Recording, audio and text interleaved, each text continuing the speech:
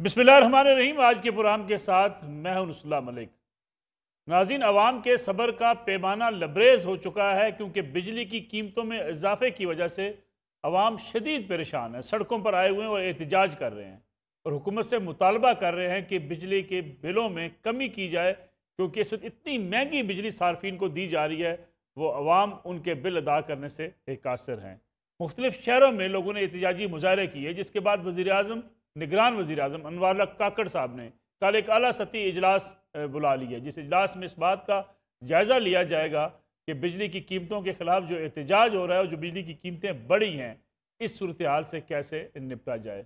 امید کی جا سکتی ہے کہ نگران وزیر اعظم کو بھی اور ان کی کابینہ کو بھی اس بات کا احساس ہوگا کہ اس وقت عام آدمی کتنا پریشان ہے، مہنگائی کے بوجھ تلے دبا ہوا ہے، اسے روزمرہ کی اشیاء خریدنا اس کے لیے مشکل ہو رہا ہے، اور ساتھ بجلی اور گیس کی قیمتوں میں اضافہ اس کی زندگی کو کتنا مشکل بنا دے گا۔ دوسری طرف دیکھا جائے تو تحریک انصاف جو ہے اس وقت اگرچہ گلہ شکوہ کرتی نظر آتی ہے عدالتوں سے، انتظامیہ سے، لیکن تحریک انصاف کا جو رویہ ہے عدالتوں کے حوالے سے اب وہ کھل کر سامنے آنا شروع ہو گیا ہے۔ چیف جسٹس اسلام آباد ہائی کورٹ کے خلاف ایک باقاعدہ مہم چلائی جا رہی ہے اور ان سے ٹویٹر پر پاکستان تحریک انصاف کے جو ٹویٹر آفیشیل ہینڈلز ہیں وہاں سے سوالات کیے جا رہے ہیں کہ کیا عمران خان صاحب کو انصاف ملے گا، اور پھر چیف جسٹس اسلام آباد ہائی کورٹ کو تنقید کا نشانہ بناتے ہوئے یہ کہا جا رہا ہے کہ عامر فاروق جسٹس ہر فیصلے میں ایسا اصول اختیار کرتے ہیں جو اپنے ان کے پہلے فیصلے سے متصادم ہوتا ہے۔ ایک پوری کمپین ہے، اس کا ٹارگٹ اس وقت چیف جسٹس اسلام آباد ہائی کورٹ ہے۔ اب دیکھنا یہ ہے کہ کیا ان جو ہے سوشل میڈیا کمپین کے خلاف بھی کارروائی ہوتی ہے یا نہیں ہوتی۔ دوسری طرف پاکستان تحریک انصاف کے سابق رہنما اور اب پاکستان تحریک انصاف پارلیمنٹیرین کے سربراہ کہتے ہیں کہ عمران خان تحریک انصاف فوج کے خلاف انقلاب لانا چاہتی تھی۔ جنرل قمر جاوید باجوہ نے اس وقت کے آرمی چیف، انہوں نے مکمل سپورٹ کی تحریک انصاف کی، لیکن آخر میں آ کر انہوں نے بھی ہاتھ کھڑے کر دیے۔ ہر روز ایک نیا بیان سامنے آتا ہے تحریک انصاف کے ان رہنماؤں کا جو تحریک انصاف سے علیحدگی اختیار کر چکے ہیں۔ دوسری طرف سائفر کی تحقیقات کی جا رہی ہیں عمران خان صاحب سے کہ جو اس وقت اٹک جیل میں ہیں، اور جیل میں جا کے ان سے 1 گھنٹے کی تفتیش کی ہے ٹیم نے۔ اس ٹیم کے سامنے ذرائع کے مطابق عمران خان نے ایک بار پھر اس بات کا اعتراف کیا ہے کہ سائفر گم ہو چکا ہے۔ یہ مقدمہ بھی عمران خان صاحب کے لیے خاصی مشکلات پیدا کر چکا ہے۔ آج کے پروگرام میں اس ساری صورتحال کا جائزہ لیں گے۔ ملک انتخابات کی طرف جا رہا ہے یا نگرانی کرتے رہیں گے؟ یہ بھی آج ہر آدمی کا سوال ہے، اگرچہ سیاسی جماعتیں یہ بات ماننے کو تیار نہیں ہیں۔ وہ سمجھتی ہیں کہ 90 روز کے اندر انتخابات ہو جائیں گے، لیکن بظاہر 90 روز کے اندر انتخابات ہوتے ہوئے دکھائی دیتے نہیں ہیں۔ ہمارے ساتھ موجود ہیں ملک کے سینئر قانون دان، سابق اٹارنی جنرل آف پاکستان جناب عرفان قادر صاحب، ان کے ساتھ تشریف رکھتے ہیں نذیر لغاری صاحب، سینئر صحافی تجزیہ کار ہیں، امیر عباس صاحب سینئر صحافی و تجزیہ کار ہیں۔ عرفان قادر صاحب سے ہم رہنمائی چاہیں گے پروگرام کے آغاز میں ہی۔ عرفان قادر صاحب، یہ میرے سامنے کچھ ٹویٹس پڑے ہوئے ہیں جو اسلام آباد ہائی کورٹ کے چیف جسٹس کے خلاف باقاعدہ ایک سوشل میڈیا پر ٹویٹر پر ایک کمپین چلائی جا رہی ہے، جس میں ٹارگٹ کیا جا رہا ہے اسلام آباد ہائی کورٹ کے چیف جسٹس کو، حتیٰ کہ ان کے فیصلوں پر بھی یہ کہا جا رہا ہے کہ انہوں نے ایسے اصول وضع کر دیے ہیں کہ ان کا ہر فیصلہ ان کے پہلے والے فیصلے سے متصادم ہوتا ہے، اور چیف جسٹس کی تصاویر لگا کر پی ٹی آئی کے آفیشیل ہینڈل سے ایک باقاعدہ مہم چلائی جا رہی ہے۔ کیا ایسی مہم عدالتوں کو پریشرائز کرنے کا جو طریقہ کار ہے یہ مسلسل بڑھتا نہیں جا رہا؟ پہلے ہم مختلف سیاسی جماعتوں کی طرف سے دیکھتے تھے کہ اپنے حق میں فیصلے نہ آنے پر وہ عدالتوں کو للکارا کرتے تھے، اب عدالتوں کے خلاف سوشل میڈیا پر ایک کمپین چلتی ہے اگر پسند کے فیصلے نہ ہوں تو۔ اس وقت اگر آپ دیکھیں تو چیف جسٹس آف پاکستان کا بھی بہت کرٹیسزم ہو رہا ہے سپریم کورٹ میں، لیکن وہاں پہ اگر آپ غور سے دیکھیں تو ان کے اپنے ججز ان کو کرٹیسائز کر رہے ہیں بینچز بنانے پہ کہ آپ اپنی مرضی کے بینچز بنا رہے ہیں، آپ پک اینڈ چوز نہ کریں، یہ ون مین شو ہے۔ تو یہ سپریم کورٹ کے اندر سے آوازیں اٹھ رہی ہیں، سپریم کورٹ کے ججز ان کے بارے میں یہ کہہ رہے ہیں، لیکن اسلام آباد ہائی کورٹ میں جو ججز ہیں، فیلو ججز، وہ کچھ نہیں کہہ رہے۔ چیف جسٹس جو ہیں یہ عامر فاروق صاحب، ان کے بارے میں ان کے اپنے ججز کوئی ایسی بات ان کے خلاف نہیں کر رہے۔ لہٰذا یہ جو کیمپین چل رہی ہے عامر فاروق صاحب کے خلاف کہ انہوں نے کوئی اپنی مرضی کا فیصلہ کرنا چاہ رہے ہیں یا کچھ اس طرح کر رہے ہیں، یہ کیمپین میں نہیں سمجھتا کہ یہ جسٹیفائیڈ ہے اس طرح سے. ہاں اگر اندر سے آوازیں اٹھنی شروع ہو جاتی تو پھر میں کہہ سکتا تھا کہ بھی اگر وہاں بھی ڈیوائیڈ ہے تو لوگ بھی حق بجانے میں آخر کچھ نہ کچھ ہوگی بات. لیکن اس وقت میں سمجھتا ہوں کہ یہ کیمپین جو ہے بالکل صریحاً ایک غلط کیمپین ہے اور اس کی کوئی ٹھوس بنیاد ہمیں نظر نہیں آتی. عرفان قادر صاحب، آپ نے ہمیشہ قانون کی پاسداری کی بات کی ہے. اگر ہم اپنے ملک کا جائزہ لیں، جس طریقے سے آج عدالتیں جو ہے آج ایک سیاسی جماعت کے نشانے پر ہیں، تحریک انصاف کے نشانے پر ہیں، ماضی میں دیگر سیاسی جماعتیں انہیں اپنے نشانے پہ رکھتی رہی ہیں، جب ملک کے اندر نظام عدل، نظام انصاف بھی اتنا کنٹروورشل ہو جائے، ان کے خلاف کمپین چلانی پڑے سیاسی جماعتوں کو، تو پھر آپ سمجھتے ہیں کہ یہ ریاست کے لیے کتنا خطرناک ہو سکتا ہے، کتنا کمزور کر سکتا ہے؟ ایک بات تو بڑی کلیئر ہے، پاکستان میں اگر آپ پچھلے جب سے یہ آزاد عدلیہ بحال ہوئی تھی اس کے بعد سے ان کے بہت سارے جو فیصلے آئے تھے ان میں نہ صرف کہ اعتزاز تھا بلکہ بہت سارے آئین کے مطابق نہیں تھے، اور اس وجہ سے عام ایک تاثر بھی قائم ہوا کہ ایسے فیصلے جہاں پہ کہ سیاسی محرکات ہوتے ہیں یا بڑی سیاسی پرسنالٹیز انوالوڈ ہیں، وہاں پہ ججز کے اپنے لائکس اور ڈس لائکس جو ہیں وہ سامنے آ جاتے ہیں. اور سب سے پہلی دفعہ یہ جو انجینئرنگ، پولیٹیکل انجینئرنگ جس کو کہتے ہیں، اس کا آنسر ہمیں پاناما کیس میں ملا، جہاں پہ کہ سپریم کورٹ نے انویسٹیگیشن کو سپروائز کیا، انہوں نے ایڈجوڈیکیشن کو سپروائز کیا، اور انہوں نے پروسیکیوشن کو سپروائز کیا، جو کہ ایک انپریسیڈنٹڈ چیز انہوں نے کی تھی. اور پھر ایونچولی بہت سارے جب شواہد آئے تو آپ کو پتا ہے کہ مریم نواز جو ہیں وہ ایکوٹ بھی ہو گئی ہیں. تو اس طرح کی جو مثالیں ہمارے عدالتی فیصلوں میں ملتی ہیں، ڈیفینیٹلی وہ کوئی اچھا امپریشن ہماری عدالتوں کا اس طرح کے کیسز میں نہیں جاتا. اور میں کئی دفعہ کہہ چکا ہوں کہ عدالت کو سیاست سے دور رہنا چاہیے، اور جب بھی قانون اور سیاست کا ٹکراؤ ہو جاتا ہے اور عدالتیں سیاست میں گھستی ہیں تو نقصان سیاست کا کم ہوتا ہے لیکن عدالت کا زیادہ ہو جاتا ہے.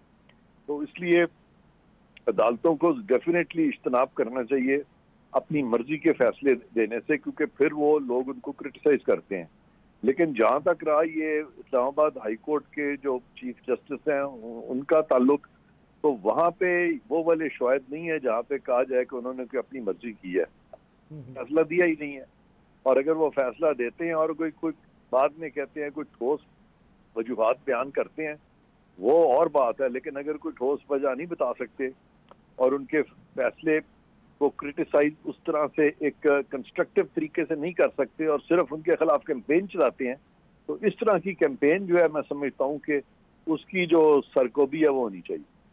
عرفان قادر صاحب، آپ کی موجودگی کا فائدہ اٹھاتے ہوئے دو چیزیں میں آپ سے جاننا چاہوں گا. بار بار یہ کہا جا رہا ہے کہ میاں نواز شریف کے راستے میں جو قانونی پیچیدگیاں تھیں، رکاوٹیں تھیں، وہ سب ختم ہو چکی ہیں، حالانکہ میاں نواز شریف کو عدالتوں کے سامنے آ کے سرنڈر کرنا ہے. اس پہ آپ کی کیا رائے ہے کہ کیا میاں نواز شریف اگر واپس آتے ہیں تو ان کے مقدمات جو مسلم لیگ نواز کہتی ہے جی 5 سال کی سزا پوری ہو چکی، اب وہ الیکشن بھی لڑ سکتے ہیں، ان کے اوپر کوئی اعتراض نہیں ہو سکتا. دوسرا یہ بتائیے گا کہ یہ جو پیپلز پارٹی کہہ رہی ہے کہ اگر 90 روز کے اندر انتخابات نہیں ہوتے تو ملک ایک آئینی بحران کی طرف چلا جائے گا، واقعی آئینی بحران پیدا ہو جائے گا؟ دیکھیں، پہلی بات جہاں تک میاں نواز شریف کا تعلق ہے، ان کے جو معاملات ہیں وہ اب تک طے ہو جانے چاہیے تھے. لیکن وہ ججز جو کہ پاناما کیس میں بہت ایکٹیو رہے اور پھر موجودہ چیف جسٹس جو ہیں جنہوں نے پاناما کیس پہ بیس ان کو کہہ دیا کہ وہ پارٹی کے ہیڈ بننے سے بھی نااہل ہیں، یہ آخری ایک گروپ ہے سپریم کورٹ کے ججز کا جو کہ ریزسٹ کر رہا ہے کہ پاناما کیس جو بھی اس میں غلطیاں ہوئی ہیں اس کی درستگی نہ ہو سکے. یہ ایک آخری ریزسٹنس آ رہا ہے. جب یہ چیف جسٹس نہیں رہیں گے تو صورتحال بدل جائے گی، اور قانون بھی بن چکا ہے جس میں کہ پریکٹس اینڈ پروسیجر ایکٹ بھی ہے، اور وہاں پہ ایک ایکٹ ہے جس کو انہوں نے اسٹرائک ڈاؤن کیا، وہ بھی غلط کیا ہے، review of Supreme Court judgments and orders act of 2023، اس کو انہوں نے اسٹرائک ڈاؤن کیا ہے. وہ بھی جب سپریم کورٹ بیٹھے گی اس کے ریویو میں تو معاملہ جو ہے وہ نثر کے سامنے آ جائے گا. تو ایک دفعہ یہ موجودہ چیف جسٹس جن کے میرا خیال ہے کو 8-10 دن رہ گئے ہیں، جیسے یہ ریٹائر ہوں گے، یہ جو کنسسٹنٹ وائلیشن ہو رہی ہے لا کی، جس میں وہ اپنی مرضی کے بینچز بنائے چلے جا رہے ہیں، جیسے ہی وہ پروسیس ختم ہوگا تو یہ میاں صاحب کے لیے راہ جو ہے کلیئرلی ہموار ہو جائے گی، اور میرا خیال ہے سپریم کورٹ کو یہ آرڈر کرنا پڑے گا کہ وہ آئیں اور اسلام آباد ہائی کورٹ جو ہے وہ ان کی اپیل ڈیسائیڈ کرے. اور اتنے شواہد آ چکے ہیں کہ میرا نہیں خیال کہ میاں صاحب کو سرنڈر کر کے اریسٹ کیا جانا چاہیے. ان کو اریسٹ کیا ہی نہیں جانا چاہیے، ان کی ڈائریکٹ اپیلیں سنی جانی چاہیے، اور اپیلیں جو ہیں وہ میرا خیال ہے ہارڈلی اب 1-2 دن کی بات ہے، اسی میں ان کا ایکوٹل ہو جائے گا. اور دوسری بات آپ نے کی تھی الیکشنز کی تاریخ کی، غالباً کی تھی. جی جی. دوسرا اب الیکشن کی جو تاریخ ہے وہ آپ نے دیکھ لیا ہے کہ سپریم کورٹ کا پہلے فیصلہ آیا تھا، انہوں نے کوشش کی کہ جی وہ الیکشن جو ہے وہ صدر اس میں ڈیٹ دیں اور گورنر ڈیٹ دیں، جو بھی انہوں نے ڈیٹ کی تھی وہ 90 دن کے اندر انہوں نے بھی دی. اس کے بعد سپریم کورٹ نے خود ڈیٹ دے دی اور کافی 14 مئی کو الیکشن جو ہے وہ کرائے جائیں گے.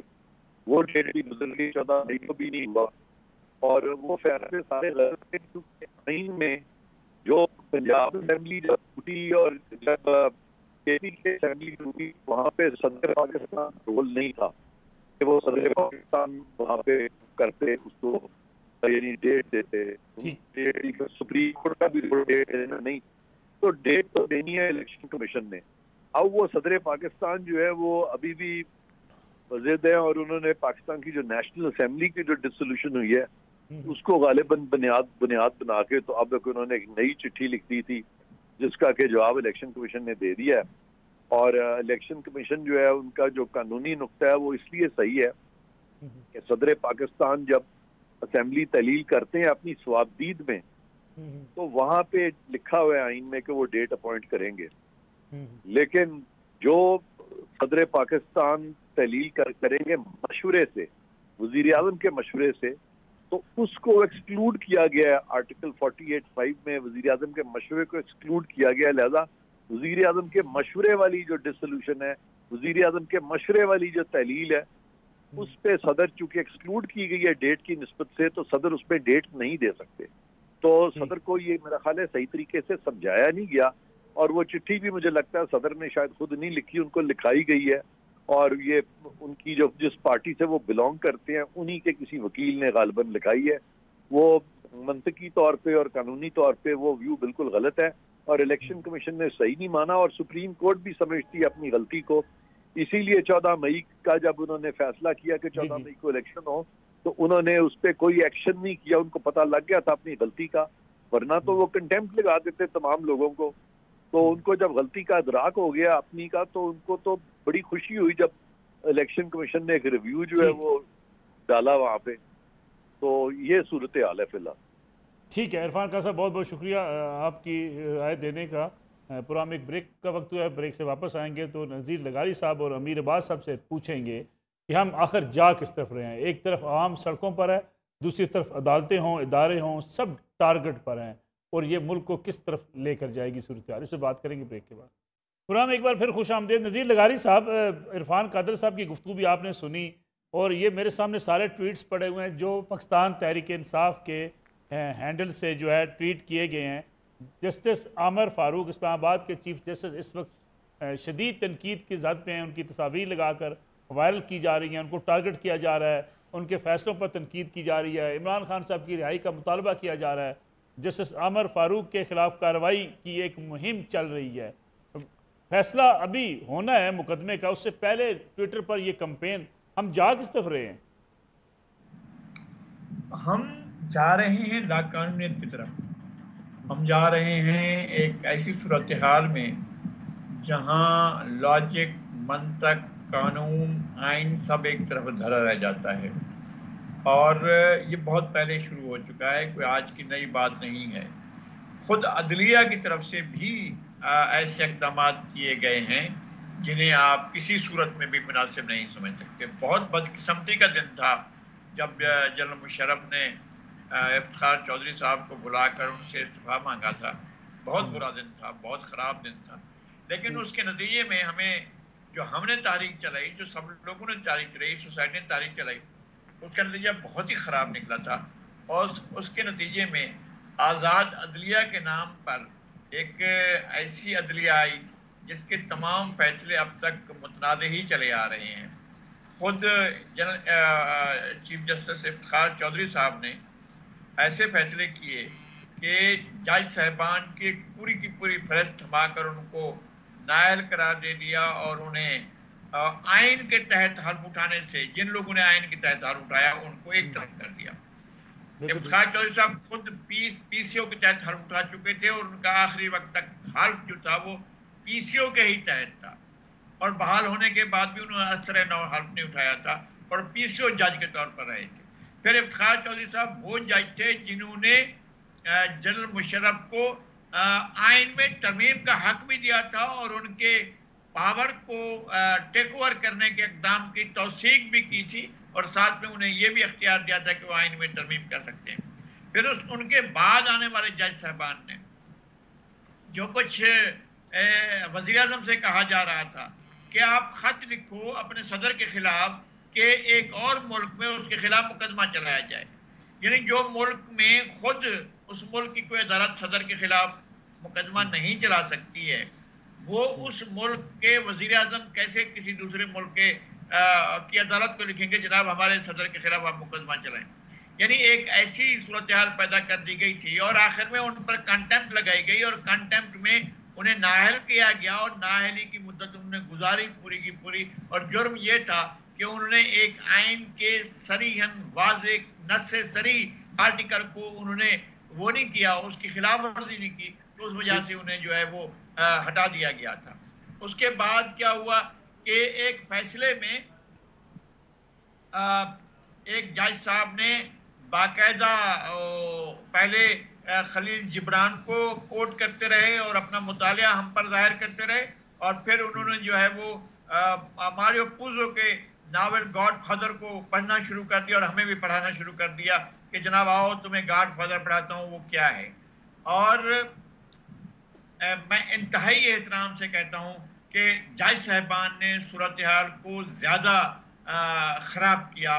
بالخصوص جب یہ کہا گیا کہ آپ کیوں لانگ مارچ کرتے پھر رہے ہیں، آپ کیوں جو ہے احتجاج کرتے پھر رہے ہیں، آئے ہمارے پاس، ہم جو بیٹھے ہوئے ہیں. یہ باقاعدہ دعوت دی گئی جناب عمران خان صاحب کو، کہا کہ تشریف لائیے، ہم بیٹھے ہوئے ہیں نا، آپ آئے نا ہمارے پاس. پھر آنے کے بعد جو کچھ ہوتا رہا ہے مجھے یہ بات نہیں کہنی چاہیے تھی، لیکن میں اس میں کسی کورٹ آف لا میں بھی اس کا جواب دے نہیں ہوں گا. لیکن میں ان گناہگار قانون سے وہ سب کچھ سن چکا ہوں جو ایک جج صاحب، ایک قابل احترام سابق چیف جسٹس جو ہیں یہ کہہ رہے ہیں کہ فلاں شخص کو اتنی سزا دی جائے. یعنی باقاعدہ یہ ہوتا رہا. وہ ریٹائر ہو چکے ہیں، میں اب ان کی بات نہیں کرنا چاہتا ہوں.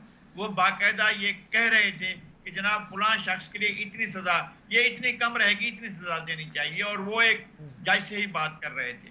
میں یہ گفتگو سن چکا ہوں. میں یہ کہتا ہوں کہ عدلیہ کی طرف سے بہت گڑبڑ ہوئی ہے اور گڑبڑ تب سے ہوئی ہے جبکہ قانون کو اپنے ہاتھ میں لینے کی کوشش کی ہمارے پولیٹیکل ایلیمنٹس نے. انہیں نہیں ایسا کرنا چاہیے تھا. نئی ڈکٹیشن شہباز شریف صاحب کو دینی چاہیے تھی کہ آپ کتنی سزا دیں. نئی ڈکٹیشن دینی چاہیے تھی سیف الرحمان کو کہ آپ کتنی سزا دیں. نئی ڈکٹیشن دینی چاہیے تھی کسی اور جج کو کہ آپ کتنی سزا دیں. نہیں ہونا چاہیے تھا کہ آپ مانیٹرنگ کے لیے جو نیچے جج بیٹھا ہے ایڈیشنل ڈسٹرکٹ اینڈ سیشن جج کے منصب کا آدمی یا ڈسٹرکٹ اینڈ سیشن جج کے منصب کا آدمی، اس پر سپریم کورٹ ایک سپروائزری جج لگائے کہ اس مقدمے کو ہم دیکھیں گے اور ہم رپورٹ لیں گے اتنے عرصے کے بعد. کبھی ایسا نہیں ہوا. یہ تاریخ میں انوکھی مثال تھی یہ قائم ہوئی. یہ بہت ہی تکلیف سے بات تھی. ایسا نہیں ہونا چاہیے تھا. اب صورتحال یہ ہو گئی ہے کہ گن پوائنٹ پر فیصلے مانگے جاتے ہیں. گن پوائنٹ پر باقاعدہ یہ فیصلہ کرو ہم بندوق ہمارے ہاتھ میں.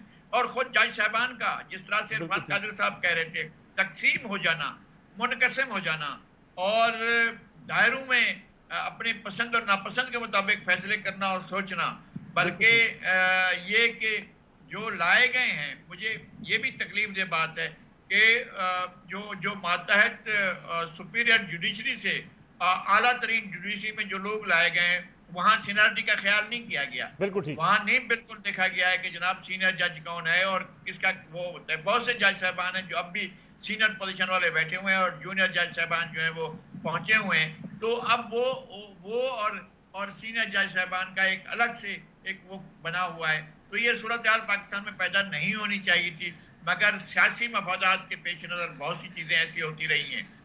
اور یہ آخری بات تو ظاہر ہے، یہ تو پوچھا جانا چاہیے پی ایم الائنس سے کہ کس طرح سے وہ ایک دفعہ ایک لائن کھینچ چکے تھے کہ ہم ججوں کی تقرری کے معاملے میں سینیریو کو دیکھیں گے اور بعد میں اس بات سے وڈرا کر دیں گے، تو یہ ساری صورتحال نہیں ہونا۔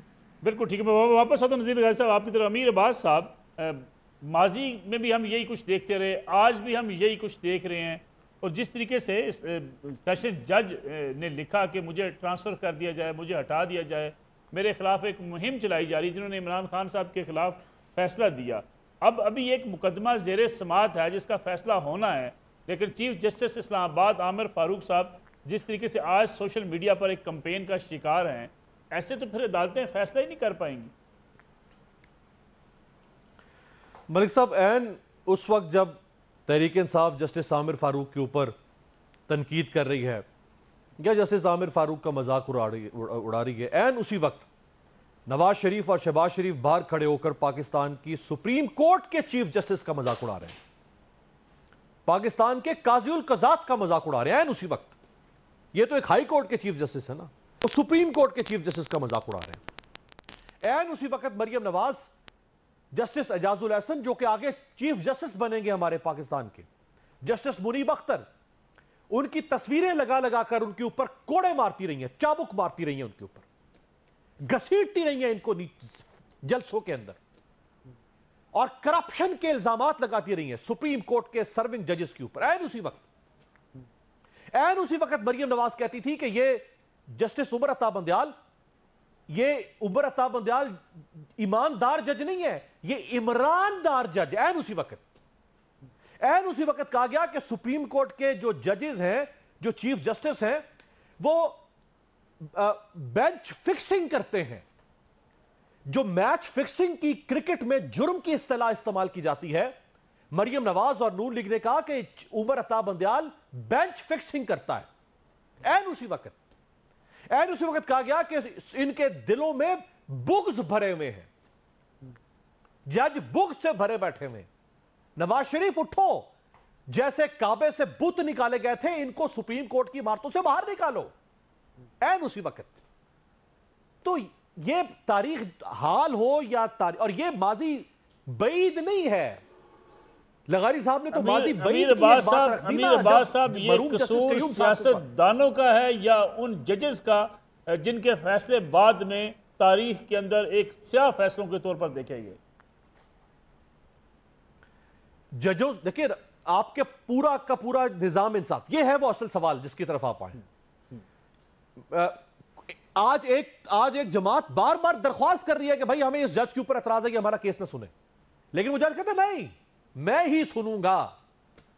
تو ہم کہے نہیں، تم اب چونکہ وہ اپنی مرضی کر رہے ہیں تو تم بھی زبان سی کے بیٹھ جاؤ۔ ایسے بھی نہیں ہوتا نا معاشرے میں، یوں نہیں ہوتا نا۔ اب سوسائٹی اوپن اپ ہو رہی ہے، لوگ بات کریں گے تو ججز کو بھی کنڈکٹ کا مظاہرہ کرنا پڑے گا نا۔ اب جو آپ نے دوسرا سوال اٹھایا، آپ کا پورا نظام انصاف ڈسکریڈٹ ہو چکا ہوا ہے، آپ کا پورا فوجداری نظام ڈسکریڈٹ ہو چکا ہوا ہے، آپ کا دیوانی نظام ڈسکریڈٹ ہو چکا ہوا ہے۔ آپ نے کہا کہ ترازو کے پلڑے برابر کرنے ہیں ہر حال میں، وزن بھلے کہیں ایک طرف زیادہ ہو لیکن برابر کرنا ہے ہر حال میں وزن۔ آپ نے جب آپ خواہش کر رہے ہیں سپریم کورٹ سے کہ ترازو کے پلڑے برابر کرو، بس جس طرح بھی ہو سکے کسی نہ کسی طرح سے اس شخص کو ٹھوک دو، چونکہ نواز شریف کو گیا تھا تو اس کو بھی ٹھوکو، ہر حال برابر کرنا ہے۔ تو یہ ہر طرف سے دعوت گناہ آ رہی ہے، ہر طرف سے۔ پی ٹی آئی نے اپنی جگہ پہ جہاں ان کو موقع ملا ہوگا انہوں نے بھی نقصان پہنچایا ہوگا عدلیہ کو، جہاں نون لیگ کو موقع ملا نون لیگ نے تو بھگو کے مارا، سوکھا نہیں مارا، بھگو کے مارا سپریم کورٹ کو۔ اور مقتدرہ پاکستان کے طاقتور ادارے، طاقتور حلقے، ان کے اوپر بھی یہ الزام لگتا رہا کہ عدلیہ کے اچھا یہ کب ہوا کہ سپریم کورٹ کے چیف جسٹس کی ساس جو کہ ایک انڈیویجول پرائیویٹ سٹیزن ہے، وہ کسی بھی سیاسی جماعت سے وابستگی رکھ سکتی ہے؟ کیا اسی سپریم کورٹ کے چیف جسٹس کا سمدی نون لیگ کا ایم این اے نہیں تھا مرحوم؟ کیا اسی چیف جسٹس کے سمدی کی بیوی وہ نون لیگ کی سٹنگ ایم این اے نہیں ہے؟ کیا اسی چیف جسٹس کی بیوی کا دیور وہ نون لیگ کا ایم این اے نہیں تھا؟ وہ ٹھیک ہے، لیکن اگر اسی چیف جسٹس کی ساس تحریک انصاف کے ساتھ وابستگی ظاہر کریں یا اس کو پسند کریں، تو آڈیو لیک کر کے آپ نے جگہ جگہ پہ جا کے در در گھما کے اس کو ذلیل کیا. تو یہ دونوں طرف سے چیزیں خراب ہیں. میں نہیں سمجھتا کہ اوور آل اگر ہم کہیں عدلیہ نظام انصاف انتہائی مایوس کن، انتہائی شرمناک، لمحہ فکریہ ہے ہمارے چیف جسٹس کے لیے، لمحہ فکریہ ہے ہمارے تمام جو صوبائی عدالتیں ان کے لیے لمحہ فکریہ ہے کہ لوگ کیوں مایوس ہو چکے ہوئے ہیں اس نظام انصاف سے، ان کا اعتماد کیوں اٹھ چکا ہوا ہے، ان کے دل بدزن کیوں ہو چکے ہوئے ہیں، ان کے دلوں میں قدورتیں کیوں آ چکی ہیں اس نظام انصاف کے لیے. اس میں پھر سیاستدان بھی متاثر ہوتے ہیں، اس میں عام شہری تو اچھا ہم تو بات کر رہے ہیں نا یہ دو تین بڑے سیاستدانوں کی کہ کس کو کیا شکوہ ہے اس نظام انصاف سے. اس ملک میں جو لاکھوں سائلین ملک صاحب سول کورٹ سے لے کے اور سپریم کورٹ آف پاکستان تک ذلیل ہوتے ہیں، ایڑیاں کھاتے ہیں، پیسے دے کے اپنی تاریخیں لیتے ہیں، ذلیل ہوتے ہیں سارا دن. یہاں پر ہم ایک بریک کا وقت ہوا، واپس آتے ہیں اس کمرشل بریک کے بعد. پورا ایک بار پھر خوش آمدید بات ہوگی پورے ملک کے اندر احتجاج کی، جو بجلی کے بل ادا نہ کرنے والے بیچارے عوام سڑکوں پر آئے ہوئے. نذیر لغاری صاحب، اگر ہم آئیں آج اس بڑے اہم ایشو کی طرف کہ جس طریقے سے لوگ بجلی کے بلوں کے خلاف احتجاج کر رہے ہیں، پورے ملک کے اندر مختلف شہروں سے احتجاج کی خبریں آ رہی ہیں. اگرچہ نگران وزیر اعظم نے کل اعلیٰ سطحی اجلاس تو بلا لیا ہے، لیکن کیا عوام کو کوئی ریلیف ملے گا؟ عوام تو بجلی کے بل دینے سے قاصر ہے بیچارے. میں سمجھتا ہوں کہ جو جہاں آگ جلتی ہے نا وہاں پر ہی پتہ چلتا ہے کہ تپش ہے، جہاں آگ نہیں جلتی وہاں پتہ نہیں چلتا ہے تپش کا. یہ جو لوگوں کے ساتھ ہو رہا ہے، آمدنیاں کیا ہیں لوگوں کی؟ آمدنیاں اعلانیہ تو یہ کہا گیا تھا نا کہ کم از کم 30,000 یا 35,000 ہونی چاہیے. لوگوں کو 18,000 بھی نہیں ملتے، 17,000 بھی نہیں ملتے. فیکٹریوں میں میرے قریب ہے فیکٹری کا علاقہ، فیکٹریوں کا علاقہ قریب ہے، میں دیکھتے ہیں جا کر کہ لوگوں کو نہیں ملتے ہیں. پھر وہ اگر یہ کما کر واپس آئیں اور مہینے کے بعد یا 15 دنوں کے بعد جو ان کے پیسے ملیں اور وہ پیسے اتنے بھی نہ ہوں کہ وہ آٹا خرید سکیں، وہ چینی خرید سکیں، وہ مکان کا کرایہ دے سکیں. میں جانتا ہوں میرے بہت قریبی عزیزوں میں سے لوگوں نے بچوں کو اٹھا لیا ہے اسکولوں سے، نہیں داخلہ ہوا. ایک بچی کا کہا گیا کہ جناب اس کے کتابوں کے پیسے نہیں تھے، ہم کہاں سے لائیں؟ ہم آٹا نہیں ہوتا ہے ہمارے پاس، ہمیں اس کی کتابوں کے پیسے کہاں سے لائیں؟ تو اس طرح کی صورتحال اوورآل پیدا ہو چکی ہے. اور آپ کے پاس بھی اگر ایسی صورتحال ہو تو آپ کس کی مدد کر سکیں گے اور کتنی مدد کر سکیں گے؟ اور پھر آپ کے اپنے وسائل ہوں، ہم جانتے ہیں کہ ہم صحافیوں کے بھی کیا وسائل ہوتے ہیں، لیکن اصل بات یہ ہے کہ جو حکمران اشرافیہ ہے اس کو کوئی فرق نہیں پڑتا، اس کے وارے نہیں آنے رہتے ہیں. جو ایک خاص سیٹ اپ میں خاص لوگ اس ملک پر حکمرانی کرتے ہیں، وہ کسی بھی شعبے سے ہوں. اس احتجاج سے بھی کوئی فرق نہیں پڑے گا لغاری صاحب؟ جو احتجاج لوگ بجلی کے بل پھاڑ رہے ہیں، سڑکوں پر آ رہے ہیں، اس سے بھی کوئی فرق نہیں پڑے گا؟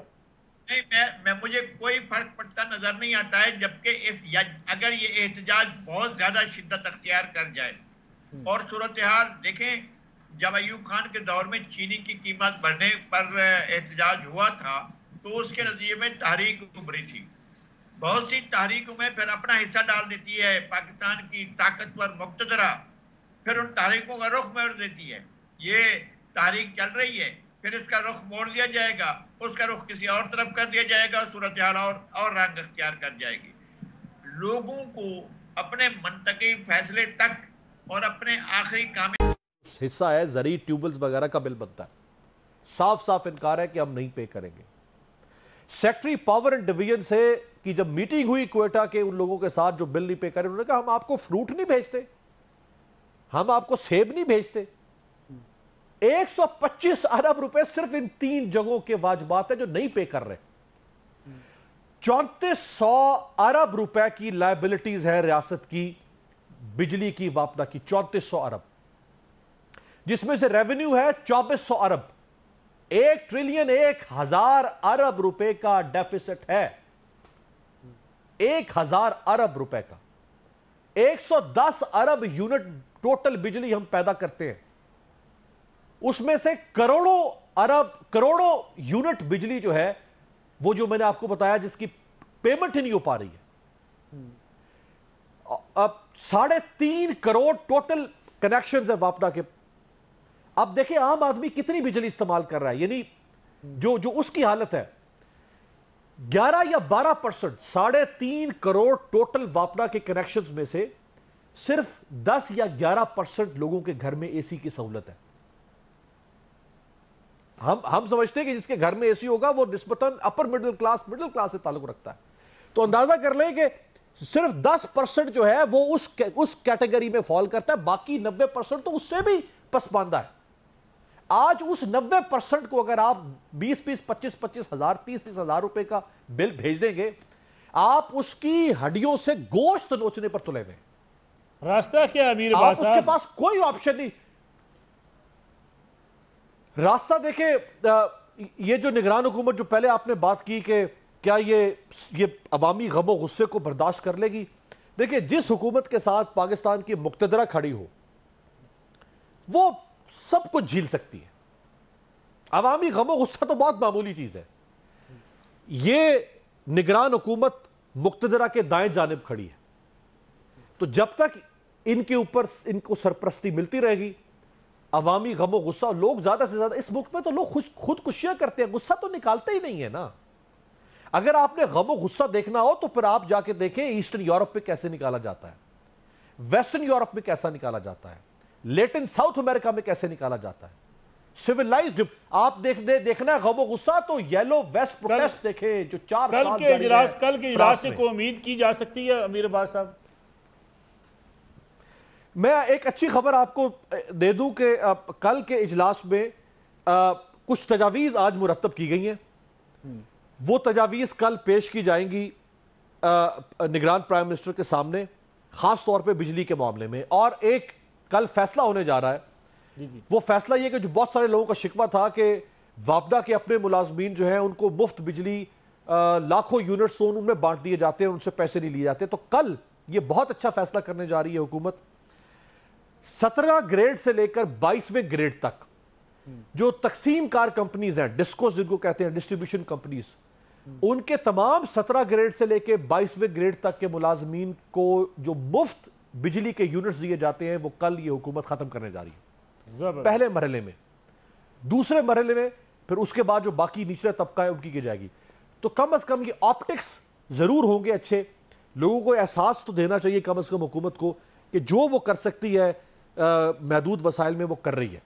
ठीक है। अशराफिया का तबका जो ऊपर से सारी की सारी भलाई खा रहा है, अगर वो इसी तरह से खाता रहेगा तो वो कम अज कम जो एक अवामी हुकूमत के अंदर बिल्कुल ठीक हो गया और अवाम के दरमियान ताल्लुक है उसको होना चाहिए। नज़ीर लगारी साहब, 1 मिनट रह गया मेरे पास। आपको भी लग रहा है कि कुछ रिलीफ मिल जाएगा? जैसे कि अभी अमीर बास साहब ने कहा कि चले जो वापडा के तकसीम कार कंपनियों के सीनियर अफसरान हैं वो जो मुफ्त बिजली लूटते थे वो तो बंद हो जाएगी। नहीं, मैं ये समझता हूँ कि जितना प्रेशर होगा आवाम का उतना ही उनको रिलीफ मिलेगा। और तारीख ये है कि तारीख जितना आप आगे की तरफ धक्का देंगे, तारीख उतना ही आगे सफर करेगी, उतना उससे ज्यादा आगे सफर नहीं करेगी। आप अवाम जब तक अपना प्रेशर बरकरार रखेंगे, अपने इश्यूज पर बात करें, यार फलां को इक़्तिदार में लाना है, फलां को इक़्तिदार में लाना है, उसको लाना, भाई अपने इश्यू के लिए आप सड़कों पर आए हैं तो अपने इश्यू को रिजॉल्व कराने तक आप अपनी ताकत मनवाएं और इन तमाम मुतालबात को तस्लीम करवाएं। नज़ीर लगारी साहब, आपका बहुत शुक्रिया। अमीर अब्बास साहब, आपने वक्त दिया, आपका बहुत शुक्रिया। नाज़रीन, ये आज का प्रोग्राम था। निगरान हुकूमत ज़रूर तवज्जो दे। जो लोगों की हालत है इस वक्त और जिन मुश्किल से वो दो चार हैं और जिस तरीके से वो हुक्मरानों की तरफ देख रहे हैं, मैं समझता हूँ कि बिजली के बिल हों, गैस की कीमतें हों, अब ये बोझ आवाम के सहने के लिए बड़ा मुश्किल हो चुका है। खुदारा इस तरफ देखा जाए, आम आदमी जिस परेशानी से दो चार है, अगर उसका अजाला ना किया जाए तो वो कहाँ जाएगा। कल तक के लिए इजाज़त दीजिए। अल्लाह हाफ़िज़।